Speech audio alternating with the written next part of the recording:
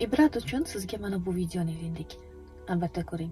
Muhabbatning haqiqiy kuchi nimalarga qodir.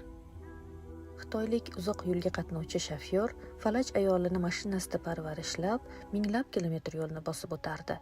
U ayolini tashlab ketishni istamadi.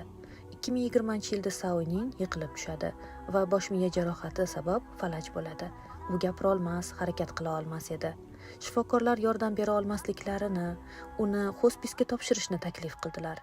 Hattoki ayoli ham eri uchun yuk bo'lishni istamas va eridan uni topshirib yuborish kerakligini bildirdi.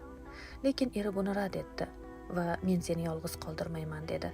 U yuk mashinasida ayoli uchun joy tayyorladi va 4 yil davomida ayoli bilan birga yurib, uni ovqatlantirar, parvarishlar, to'xtagan vaqtlarda o'qilar, qayta yurishi uchun sabr bilan mashqlar qildirar edi.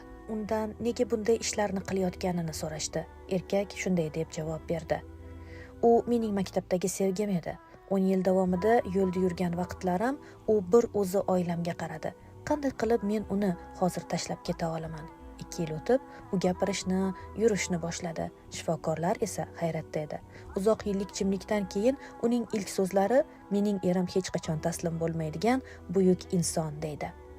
Sevgi bu faqat so'zlarda emas, balki butun dunyo undan ketish haqida maslahat berganda ham u bilan birga qola olishdir. Agar ayol gullamayotgan bo'lsa, balki muammo uning to'g'ri parvarish qilina olmayotganligidadir. Qanday g'amxo'rlik qo'llanilsa, shunday gullash sodir bo'ladi. Yodda tuting, bog'bon qanday bo'lsa, bog' ham shunday barpo bo'ladi.